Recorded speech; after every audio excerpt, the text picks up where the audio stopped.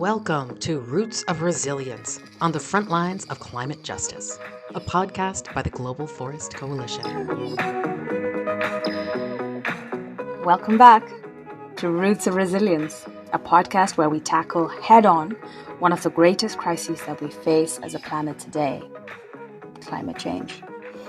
In every episode, we speak to environmental defenders all around the world who have been implementing real climate solutions in their regions and protecting forests, all of it through gender transformative ways.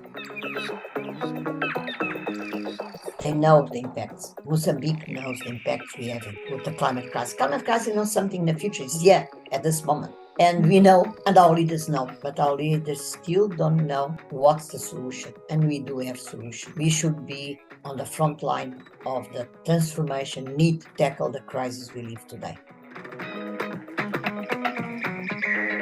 My name is Chithira Vijayakumar, and I'm from India. I'll be your host for today. And as always, I hope that this podcast gives you hope and shows you that not only is change possible, it is already happening.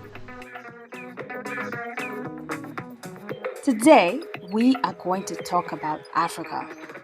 Africa, on the whole continent contributes less than 4% of global greenhouse emissions. Despite this, according to a report by the United Nations Environment Programme, 80% of Africa's land area has been affected by desertification, land degradation, and drought. The African Development Bank has shown that over recent decades, Africa has been experiencing the highest rate of deforestation, with 3.4 million hectares of forest lost every year. One of the main reasons for all of this is that the continent is being used by the global north as a major hub for extractivism and false climate solutions. For instance, millions of hectares of forests are cut down and converted into monoculture plantations for REDD+ projects, right? All of it to supposedly offset the pollution that wealthy companies in the global north continue to emit to this very day, to this very hour, right? Because of these false solutions, which are now, of course, being widely debunked, the African continent has been ravaged by rising temperatures, droughts, and floods, causing widespread damage to the environment and, of course, to human lives. In this episode, we will dive deep into what is happening in Africa as a result of these false solutions. For instance, why is sexual violence on the rise in areas that have plantations? Why is hunger on the rise in these regions? We will then also hear about the real solutions that involve local communities and indigenous peoples who have a wealth of knowledge and experience in adapting to climate change using their traditional practices and knowledge systems. We will talk about why indigenous languages, are absolutely critical to protect forests and biodiversity. We're going to discuss all of this and more with two African leaders, two women who have taken up the cudgels on behalf of their people and have stood against some of the most powerful corporations, mining companies, and industries in the world, Lucy Mulenkei and Anabela Lemos. Lucy Mulenkei is a Maasai leader from Kenya who is the executive director of the Indigenous Information Network and co-founder of the Indigenous Women and Biodiversity Network and the African Indigenous Women's Organization. Lucy is an award-winning Indigenous advisory member in several global development organizations, such as the UN Decade on Ecosystem Restoration and more. She is the co-chair of the International Indigenous Forum on Biodiversity and is recognized and lauded for her work in the advancement of the rights of Indigenous women in Kenya, Africa, and worldwide. So let's just get straight into it. So you were somebody who started out your life in a different field as a broadcast journalist, reporting from different parts of Africa. So what was that experience like, and what inspired you to make the change to the space that you are in now as a leader of some of the most innovative and most deeply connected Indigenous peoples and community organizations in Africa and the world? It was a very interesting transition, but it's also, it came positively in a way, even though at the beginning one may talk about it being negative. But in my own view, I as a Maasai was born in that rural setting. and I live and grew up in a setting whereby a community were very, very important people. And all the life I knew was that these are communities that make life move. They make the life, different despite the challenges and the things that are found on the ground. And so when I started up as a young journalist, actually starting by being trained on the job, I was doing environmental issues, the health and agriculture. Those were my main objective, apart from other musical programs and so on, and also ended up to be a supervisor of vernacular languages, whereby we had over 10 languages broadcasting, and I was supervising them and helping them, being able to bring the news and also the programs and everything to their own communities. But the most interesting thing, I kept on doing my own production work. Even despite being a manager of the section, I always felt that I had to really get those interviews, I had to get information, and I had to understand the lives of the different communities, because we are all in different geographies. And 80% of Kenya is semi-arid, and that's where most of the pastoralist communities, the hunter-gatherers, the ones who have self-identified themselves as indigenous people. And so looking at and going to those places and seeing the kind of life and the marginalization and the discrimination they had in terms of having any services, any human rights, basic services that every human being needed, like water. We had water, we have everything in the city. But when you go down to the community in the remote areas, there's basically nothing. The people were just surviving on their own.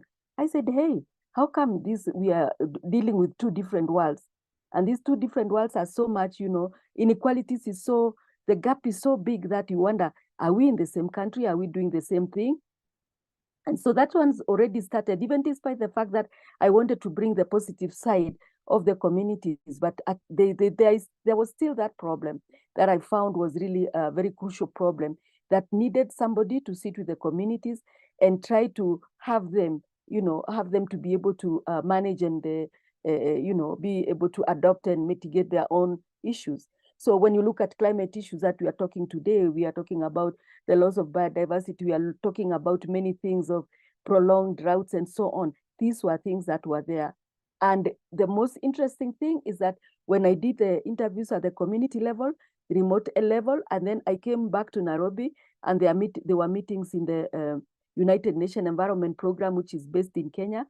You could hear also the minister speaking, and one thing that really triggered me was the Secretary General at that time, who was also the executive director of UNEP, and Mustafa Tofa was from Egypt. And he kept on giving warnings to the governments, to the different people, that the ozone layer is warming, is being damaged. He kept on bringing all these problems, but nobody kind of listened. But when I compared the two, I could see the link and how the communities will continue suffering and what is ahead of us there if we don't take action. And after doing quite a number of years in the broadcasting, over 17 years, I decided, no, enough is enough. Slowly by slowly, we were in Geneva talking about the human rights issues, the development of the Permanent Forum on Indigenous People, the UN Declaration on the Indigenous Population. We joined the rest of the world to be able to, the rest of the indigenous people globally, to talk and discuss this and bring the recommendations from Africa. So that's where we evolve. It's a history that is a very interesting story, and it's also very good for us, because when I look back, I see the struggle, what we had, and how we came up, and how we have evolved, and how we also got involved, even focusing more on indigenous women, looking at the CEDAW, and also having that as another, area where we could work and be able to bring the highlight of indigenous women. And at the same time, on this other side, we are looking at the issues of environment and linking all this with the human rights perspective. All this came together quite well, and it was linked very well. Right, and I think that's, first of all, I think we have to really appreciate the extraordinary bravery of such a decision, because even today, the idea of leaving the comfort of a regular job and to set off into the unknown, to set up a network that had never existed before, to connect communities that have never been able to speak to each other before, and to stand up against some of the most powerful and wealthy power structures in the world, even today, it is a decision that I think people would think 1,000, 1,000,000 times about before setting out on. And to do it, 24 years ago, I think that's such a powerful origin story for this, for your work and for your organization. So how did the communities that you met with at the time, how did they respond to this idea at the time? Was it a new concept? Was it something that they've always been looking for? How did you make that initial conversation? I know you said that you already had linkages with them personally, but then of course to bring them all together, how did that go? It's very interesting, and up to now, I like the idea that I was very open from the word go with the communities, and they knew very well that we didn't have any money, unlike other NGOs. I remember my first proposal for IIN was $500, and we did a meeting in the community. And so they always knew that money was not everything. We have to build each other. We have to, we have to work together and bring that community collectiveness that we had from the word go. Where did the money come from? How did people used to work together? How did people used to help each other? We instinct that in them. And, in the community, you had to have an entry point. Do they accept you as very fairly, you have said? Because they're traditional, these are traditional communities. They have to know who you are. They have to know why you want to work with them. And we continued working with them, thick or thin, with problems or without problems. They know those are their resources.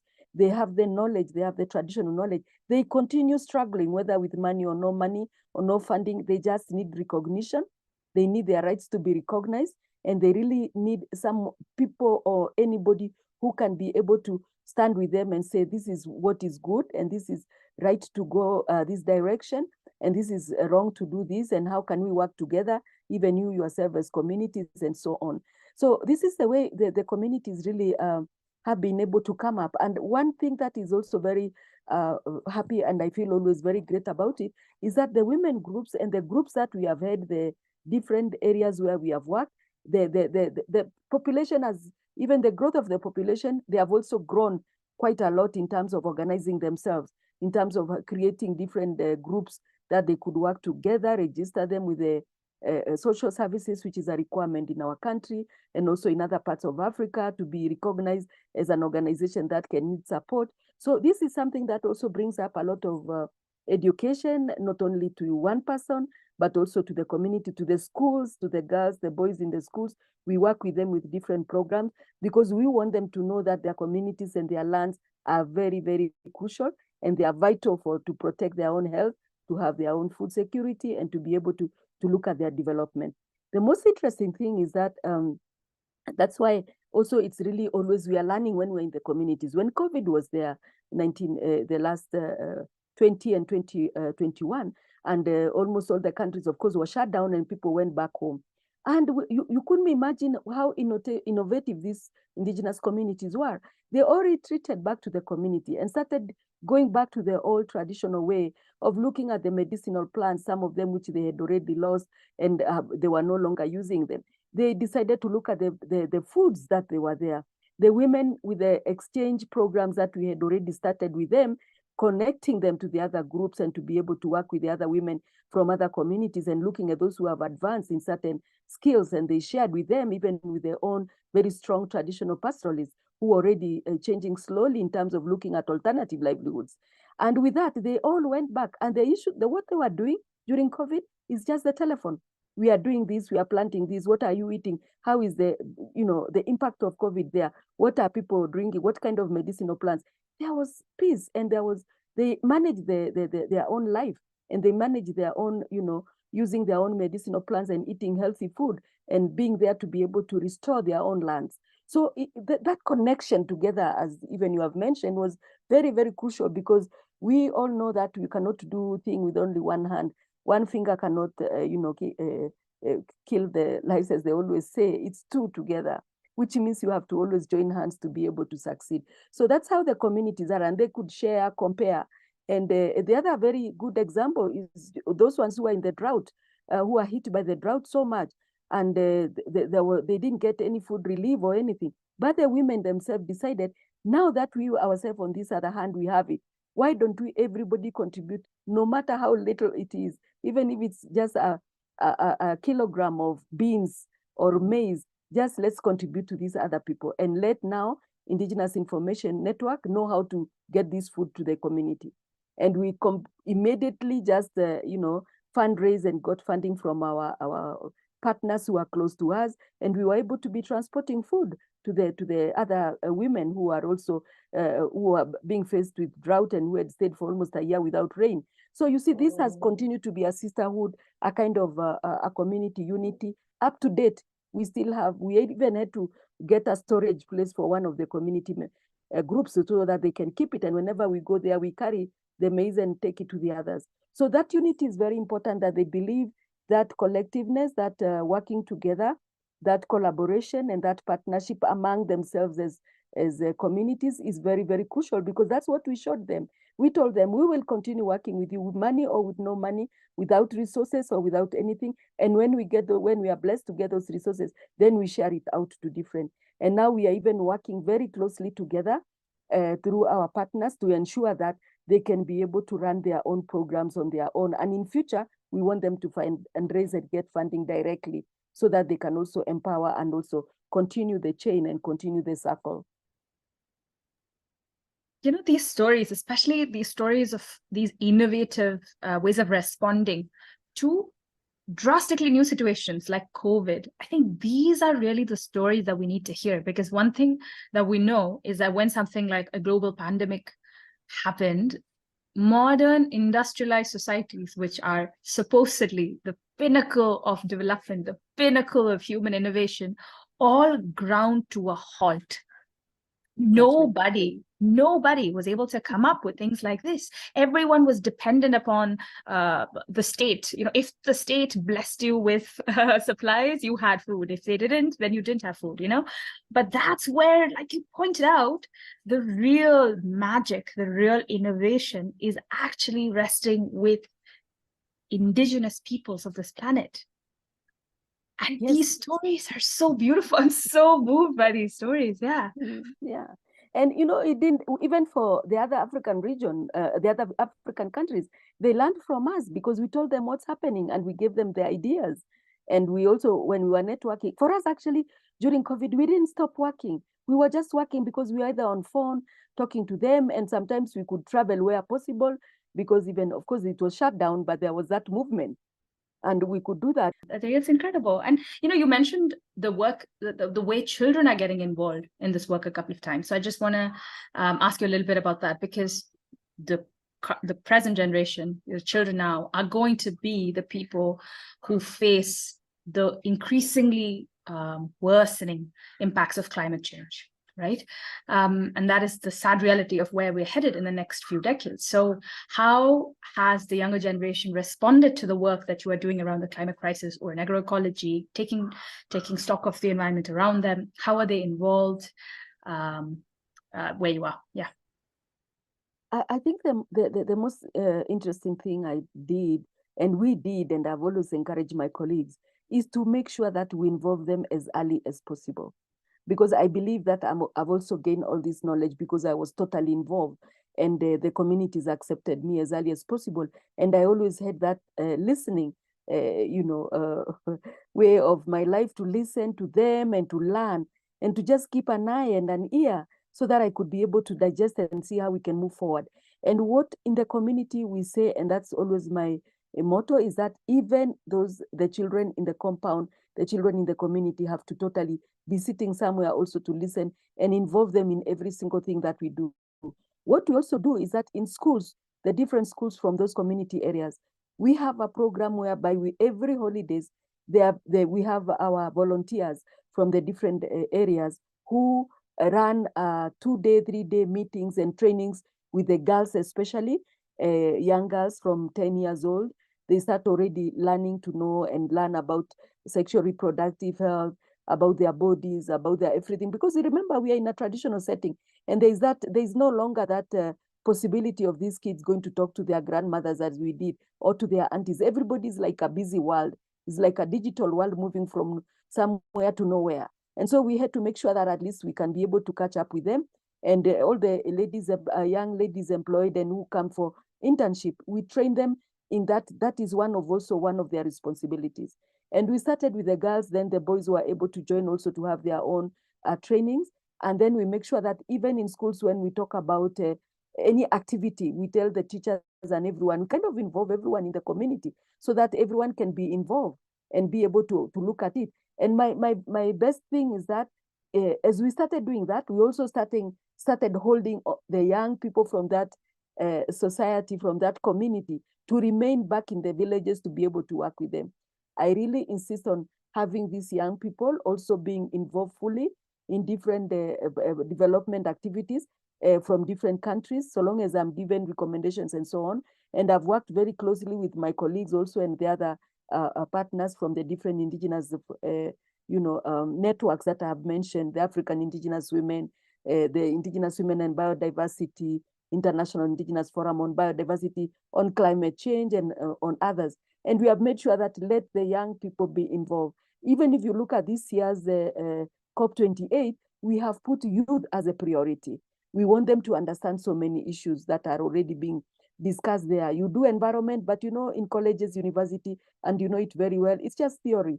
Practical thing happens in the community. I think the youth, especially in Africa, we had the African Climate Summit, which was here in Nairobi, and the number of youth who were there, we ourselves, we supported a number of about 35 youths from Kenya, Africa, and other places, and we found that there were many others out there. Of course, we have also a problem that we have quite a number of youth born in the urban centers, in the urban cities. They don't have their villages, but we say you can also go out there and learn from the different communities, not necessarily to be a family, but also to be friends and learn just like what you learn in different areas. So slowly by slowly, because we have found that's a very, very big issue. If you don't involve the youth, you get substance abuse, you get them crime, you get them all sorts of things happen. If we have to do that. Absolutely. And it sounds like you're creating a whole generation of leaders, not just for Africa, but also beyond. And that's incredible. Mm-hmm. I'm glad you brought up the climate change summit that just concluded, the African Climate Summit that just concluded in Nairobi. I would love to hear your take on it, right? Like, so the first time that something of this scale has happened. So is it a step in the right direction, do you think? Or is it old wine in a new bottle? Are there any tendencies there that we need to be on the watch for? Or is it really a step towards a positive change?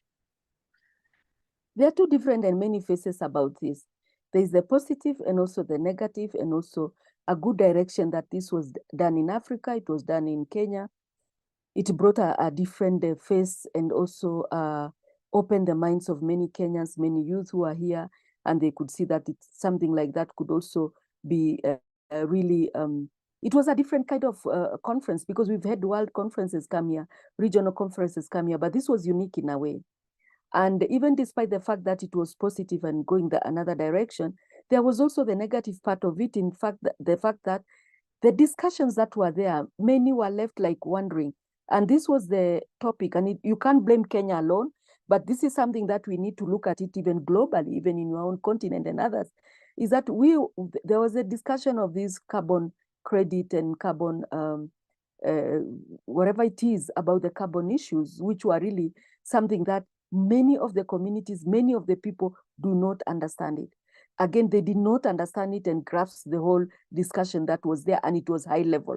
And by the end of the day, when you try to ask the people, they were all the time saying, even the youth, the majority, as I said, whom we had brought and what have you, they were trying to understand bit and parcel of it, which is still a missing link there. We need to really create awareness and hence enhance the capacity and let the communities who are going to be involved in this to understand. Yeah, and you've actually, raised a very political question, right? The question of language and the question of who it excludes and who it's meant to include. And I think one thing that I think we can all say with complete confidence is that even for people who have been working for like decades in the climate change space, the terminology around it can be incredibly confusing and complex, and because it keeps changing, there are more and more short forms. And it's hard to keep up, even if you are a scientist in the space. And so I think there definitely, yes, there absolutely needs to be more awareness creation in communities and everything. But I think it is also it's also language that is meant to exclude. It's meant to exclude people who are the most impacted by it. And I think that that's something that we have to, we have to address.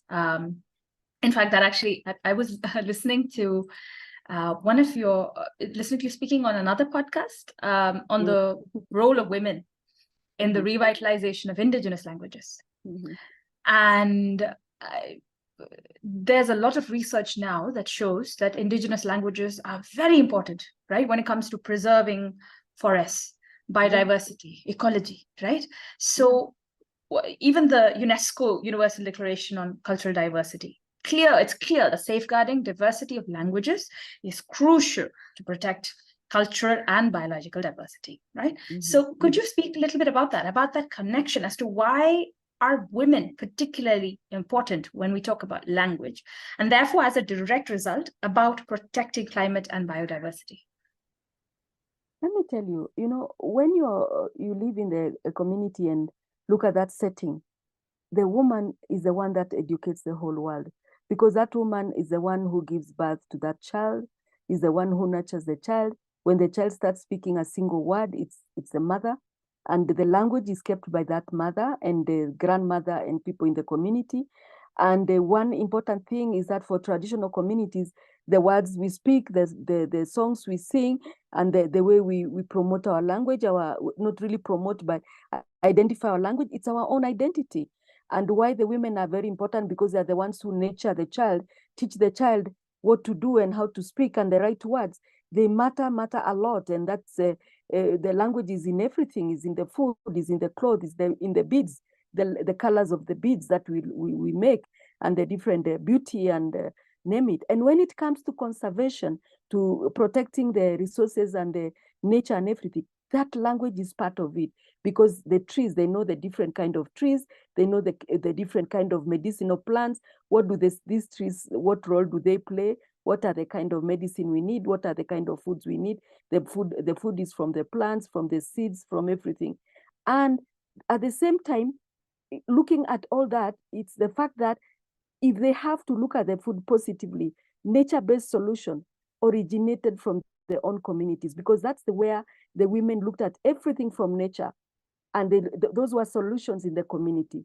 And so all this, the language you speak is very crucial. And in Africa, actually, they say the one who doesn't know their own language is a slave, because if you don't know how to speak your language, then you have become a slave, because you'll always not know what's going on. But the words explain a lot. The sayings, the riddles, the values that we have, they are all made out of the language that we do, the word that comes out from where. It's the stories they tell us are the stories that also help us to conserve. Sometimes you are told, oh, that bird, the way it's making noise, it's sending this message. And you take it very, very crucial, and you say, oh, how come we didn't hear those birds in the morning? What is happening? And they tell you different stories about maybe birds, about animals, about everything, and the seasons that they come. When you see all these birds moving this way, this is what it means when the rains will come. When they move that way, no, this year we are going to have a lot of drought, a prolonged drought, because there will be no rain coming.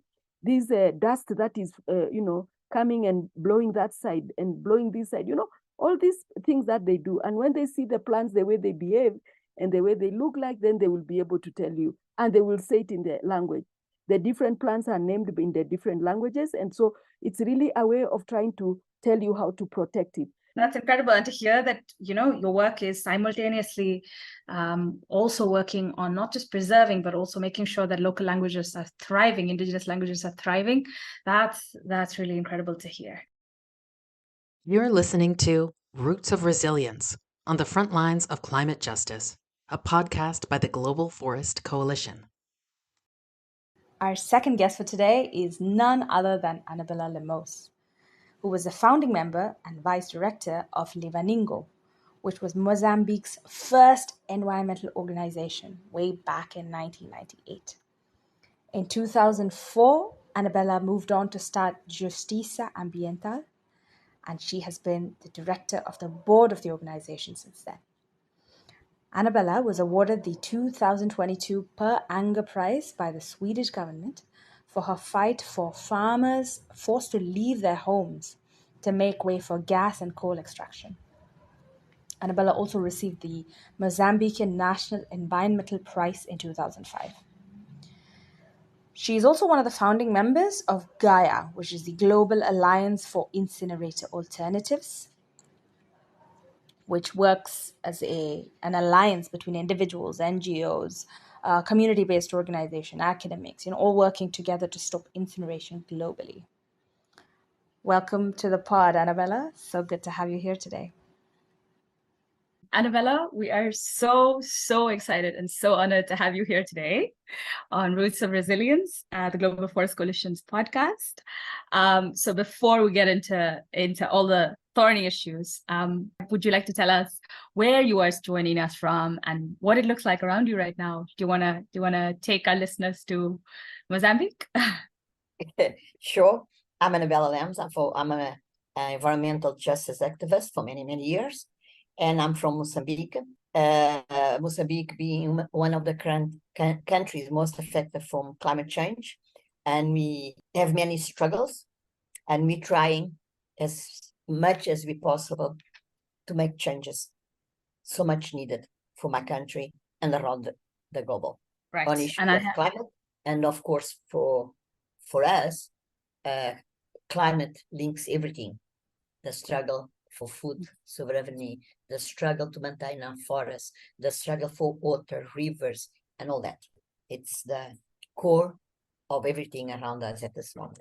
Absolutely. Well said. It is work that connects everything, and sees the interconnectedness of this work. It cannot be isolated. It cannot be just climate work. It cannot be just gender work. It has to be interconnected. And yes. Absolutely. And you and Mozambique are great examples of, entities that really see that interconnectedness. So we're very excited to speak to you. Let's begin with sort of placing Mozambique in context, in a sense, right? So Mozambique, like much of the African continent, and like you mentioned, has experienced some of the worst, most severe impacts of the climate change crisis, but not only from climate change, but also from many false solutions, right? Such as monoculture plantations, offsets, and everything. Yes.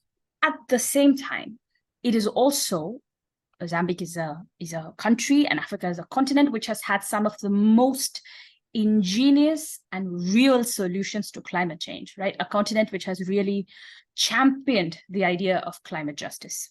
Do you think the world is finally starting to look towards African countries as potential leaders of the climate justice movement?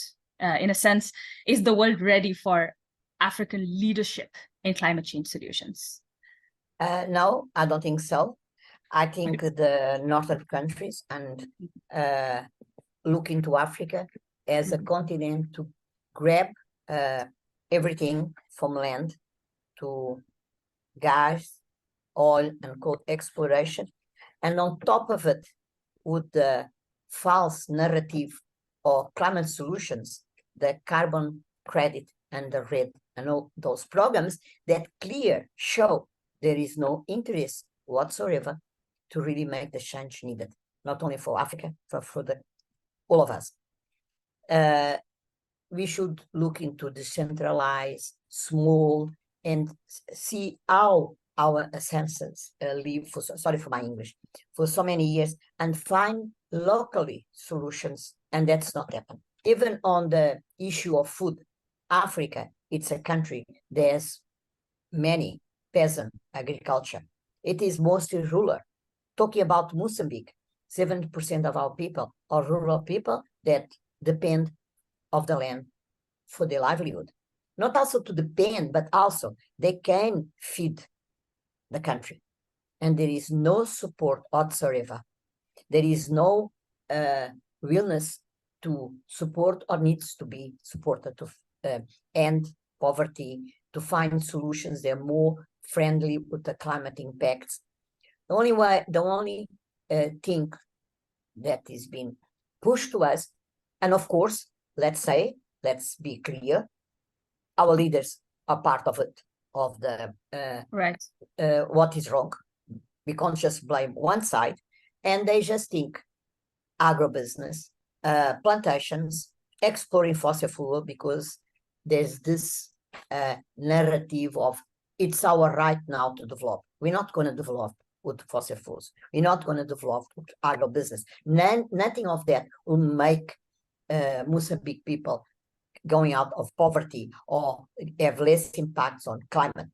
Yes, we didn't work towards what we live now with climate crisis, and we have very little emissions or be our fault of the situation. But nevertheless, because of that, we do not have right to start exploring fossil fuels and accept the narrative from the north, because what they want is take the resources from Africa and then come with solutions that are not solutions to maintain our forests in exchange for cutting emissions on the north.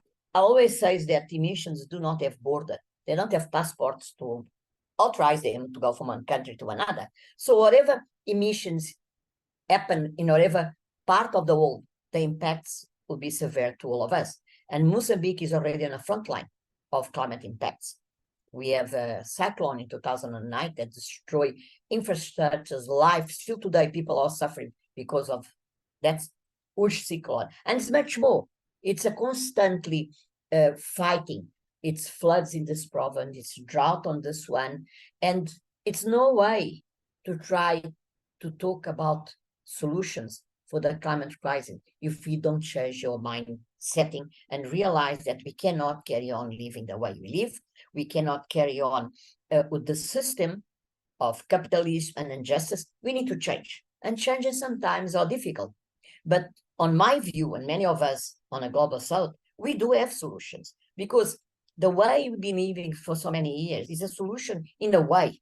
Of course, there is more need.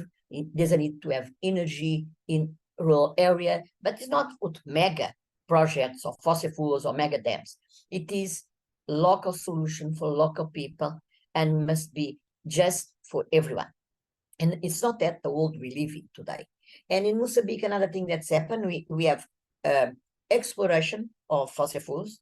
Suddenly, we have plantation that grab the land of the people. And it's not only the grabbing the land, they exhaust our water resource. Mm-hmm. The plantations are fighting for water for the people.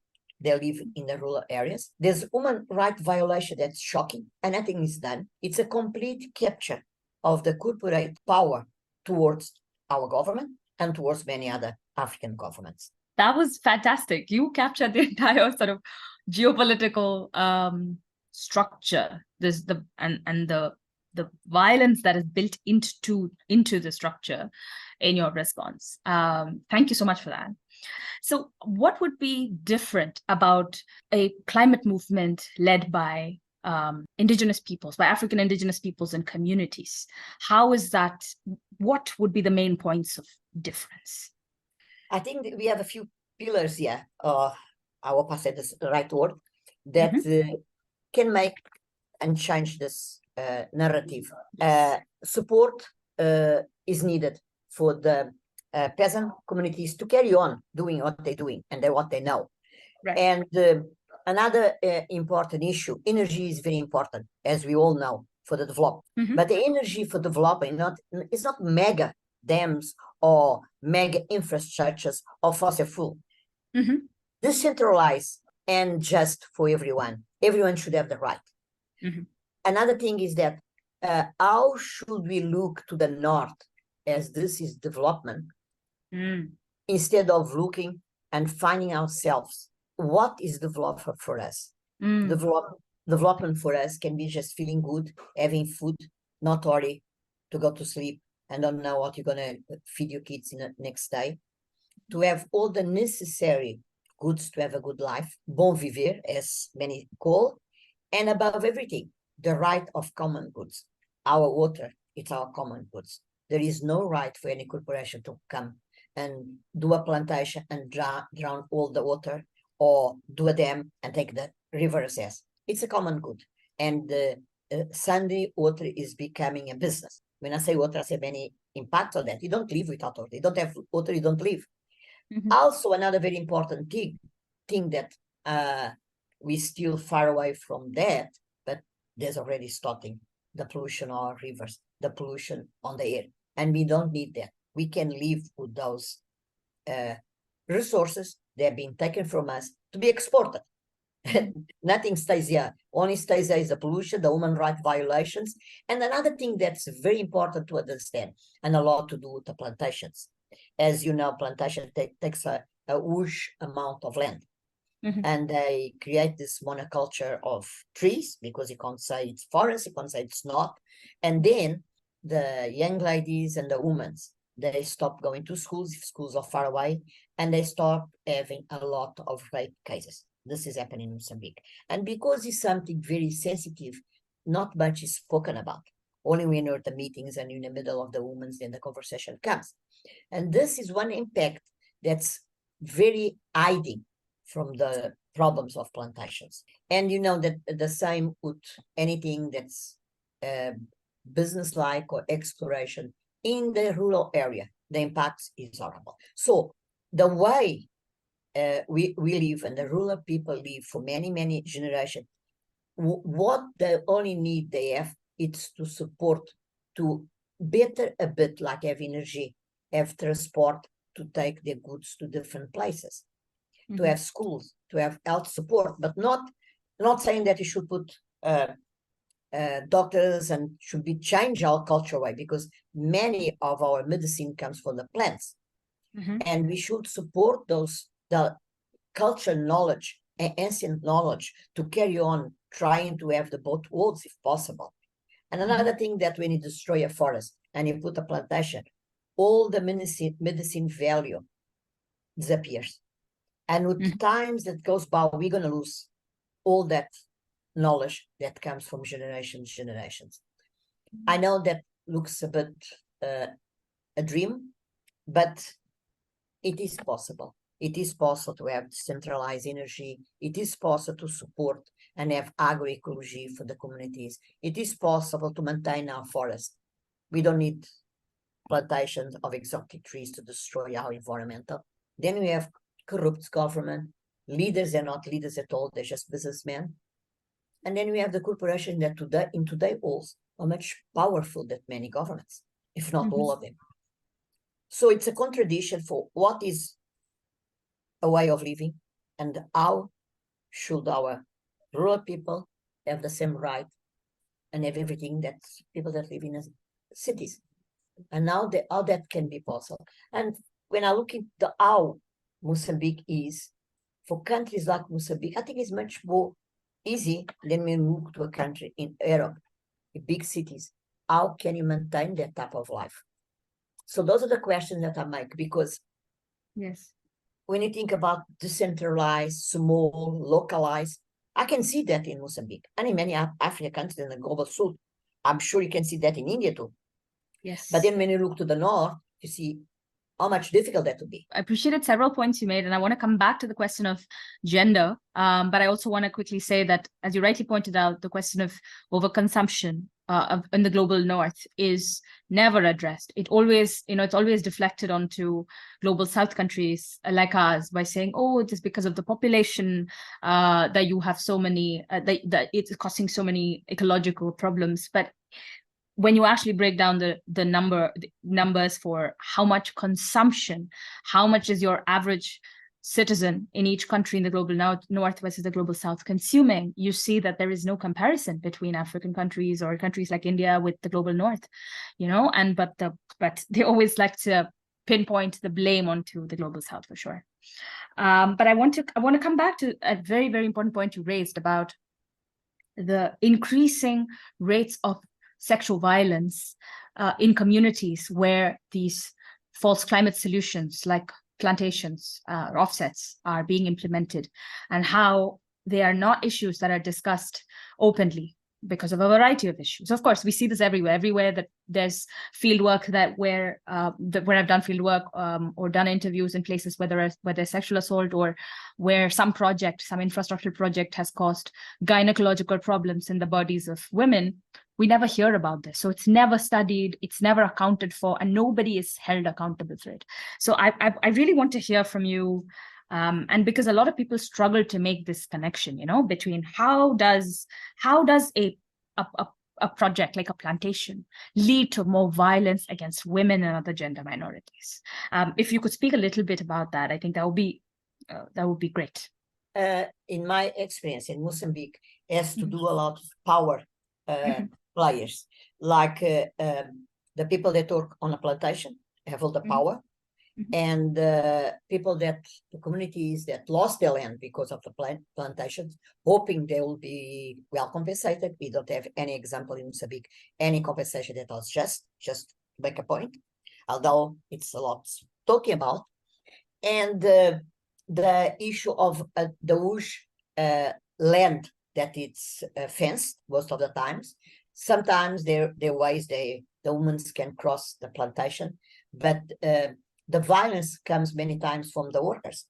And also to the break of the structure. You live in a community, everyone knows everyone. Everyone respect and have the same culture. They know, even if he's not saying anyone is perfect, there will be problems of course, we all women, but there is a strata, there is a respect, leaders, and everything is there. And then the plantation owners, the companies come in. The first thing they do with the government in Mozambique, they come together. So they show power because they are with the government, and then they make false promise. So they look to them as powerful. And then the few that leaders and members of the community, they usually, the strategy is to push the most vocal people and the most powerful, like the leaders. So they buy them, sort of, So they start breaking the respect to each other and the inflow of money. And sometimes many foreign, when I say foreign, can be even Mozambican or from the country, but not from the local. And that's when the problem comes. Because you mix, you break the culture net of the community, and you bring workers from outside, because when it's a project, there's at least the plantations in the beginning, there's a lot of need of many hands to plant the trees. And of course, even if they decrease, there'll be people staying there that's not from the community. So you have a community that's broken. Then you have a community that suddenly loses their livelihood. And all that tends to, sometimes is the father that gives away the daughter because they can't afford to maintain. There's marriage 15, 14 years old. And then there's the rapes. When you go to cross the plantation, is not anymore community after community or forest that you go and find things in a group. It's something different. And I think all those three things, the breaking of the culture, breaking of the community, and inflow of outside workers that create this type of environmental that's very prone to rapes. And the problem is that very rare women talk about, because they're scared, and because they'll be put like in the 16th century in the North countries. That's their fault. It's always someone's fault, not a really person that did the crime. And another thing that's very, very interesting, that the mothers, they start not allowing their daughters to go and study, because the school, if it's far away, and if they have to cross the plantation, they not want them to, because they know they're going to be raped. Or if they're not going to be raped, they're going to have some type of violence, or some be treating like really bad. So the women are affected also, because they cannot go anymore to the school. Right. So those things, it's a lot to do how the project comes and destroys the net, the strategy, everything that maintains the community living together and their livelihood and everything. Absolutely. Like you pointed out, I mean, aside from the psychological trauma that women who go through this sort of assault, that we can imagine how many years it might take for them to overcome something like that. On top of that, girls and women who are being denied education, how many generations are we now condemning? How many years will it take for them to come out of that cycle? And so it's not even just the women or the girls that we can count now. It's innumerable generations that are yet to come. What are the solutions, real solutions and projects to stop deforestation, biodiversity loss, gender injustice, and all of that Mozambique, for instance, has been working on? There's a lot of solutions, like with the forest, to stop plantation. It's to maintain our forests, to create community forest management. We have a law, and we're trying for the last maybe 13 years to have an authorization for a community forest. But with red and carbon credits, they want to take the forest to be a counterbalance. We are fighting that, but I don't know if we win, because we are very small compared to the powers of corporations and government. But Montmabu, it's an amazing forest, and we've been working since 2009, and we asked authorization for. We did the environmental impact assess, everything for the forest to be managed the right from the communities. They maintain the forest anyway. The only thing we are going to help them to put in paper, and we didn't manage it. 5 years, they didn't give the authorization, but then a mega project comes, in 6 months is approved and everything. So that's the reality we live in. It's difficult. And another thing we do, we raise our voice against every human rights violations. We do publications. We bring the voice to, like with Mozambique, there's 2 companies. One of them was Green Resource. We went to Norwegian to raise the issue. Of course, when you go there, no one knows everything. They don't think it's that bad. We had a lot of problems. We did a study to show, and we're still fighting. It's an ongoing fight to demand the land to be given back to the communities. Is an ongoing fight to raise the woman's voice. It's constantly working on a field with the communities. At the same time, capacity them of their rights, because they have the right to raise their voice. They have the right to do what they want in their land. So it's a lot together and show alternatives. We're also trying to raise the profile of agroecology and agroforestry with the communities, and raise that to the national level and international level to show solutions for climate crisis we live. And those are the solutions that we should be raised. At the same time, we fight, we take to court as much as we can. We never win anything, but at least when we take or make a complaint to the General Tribunal here in Maputo about the violations, it stopped for a bit, but it's a constant relation with the communities, networks with phone, anything that happens, we need to be aware to go there and help, but at the same time empower them. Because the worst thing that happens with this mega project, they make the people believe they don't have any rights. We cannot make the changes that need to be, because we are not governments, but we can make changes if we become more and more, and the movement start growing, and the voice be the same in every country, doesn't matter the situation. And I believe that we can do that. What came out of Kenya showed that we don't have leaders. We have businessmen in our place. Yes, they know the impacts. Mozambique knows the impacts we're having with the climate crisis. Climate crisis is not something in the future. It's at this moment. And we know, and our leaders know, but our leaders still don't know what's the solution. And we do have solutions. We should be on the front line of the transformation need to tackle the crisis we live today. Absolutely, Anabela. And we're in full agreement here, because that is really the whole point of this podcast too, is to say that we urgently need to divert resources and time away from false climate solutions, which are only making things worse, and put it towards real solutions like the ones you've been championing for decades. And I'm glad to hear that that's already happening, and the fight will unquestionably continue. Thank you so much for joining us today, Anabela. Thank you for listening. Roots of Resilience was produced by the Global Forest Coalition with support from Bread for the World.